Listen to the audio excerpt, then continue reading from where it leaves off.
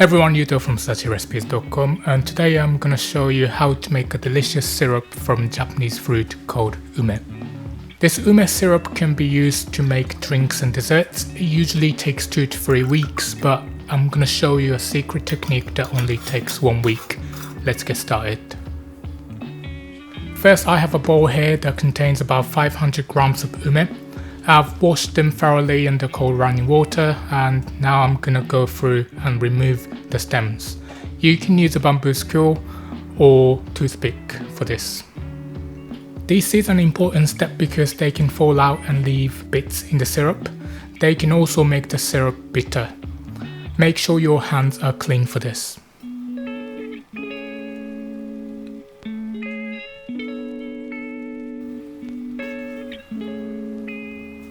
Once that's done, I'm wiping them with a paper towel soaked in a bit of alcohol. I'm using Japanese liqueur called shochu with an alcohol percentage of 25.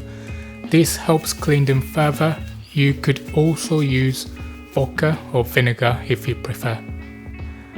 Ume is also known as a Japanese plum, although they are more closely related to apricots.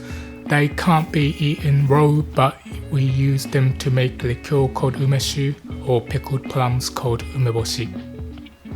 The next step is the secret tip, which speeds up the syrup making process to just 1 week. We're gonna freeze them. Place the ume in a Ziploc bag or sterilized freezer safe container and place them in the freezer for at least 24 hours. I'll explain how this works later.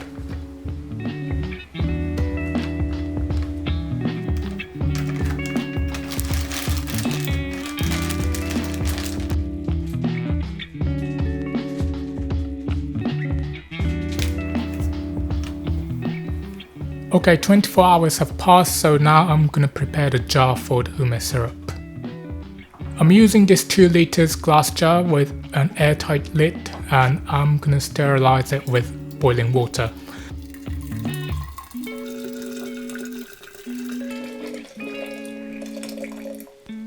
Place the lid on so the steam cleans underneath the lid as well.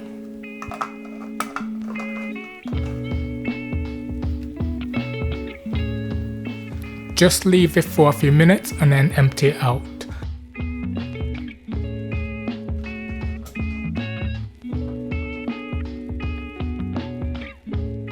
I wear oven gloves to protect my hands because the glass is very hot.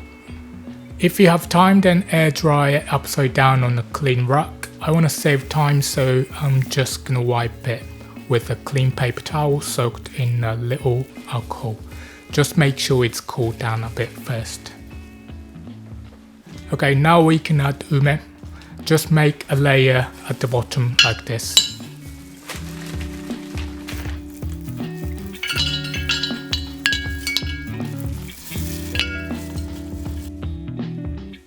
Next, I have 500 grams of sugar we call korizato, which means ice sugar.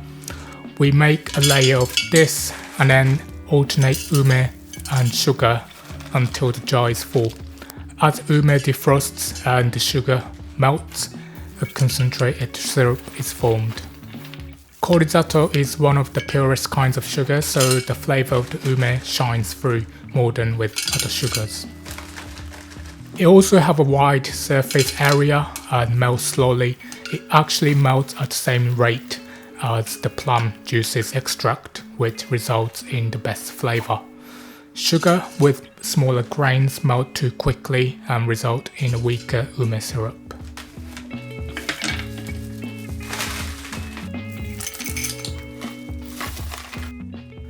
Anyway, once we've filled the jar, secure the lid.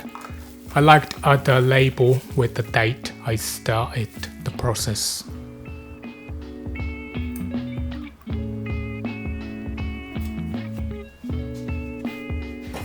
Place the jar in a cool, dark place and we'll check on it tomorrow. Okay, 24 hours have passed, and as you can see, already a lot of sugar has melted down and the jar only looks 2/3 full. For the next 6 to 7 days, you will need to tilt the jar once a day to move the plums and sugar around. This stops the plums on the top from rotting because the sugar acts as a preservative. The movement will also help the sugar crystals melt more evenly. When ume are frozen, the water inside expands and turns to ice, which destroys the structure. This means when they defrost, they become mushy and the juices are extracted quickly.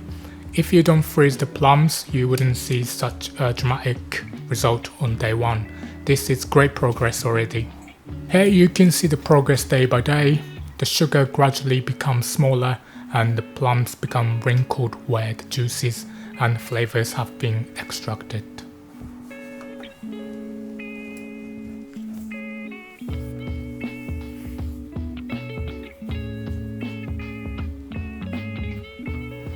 By the end of the week, it should look like this. You can start using it at this point and you can keep it in the jar with the ume for 3 to 4 weeks.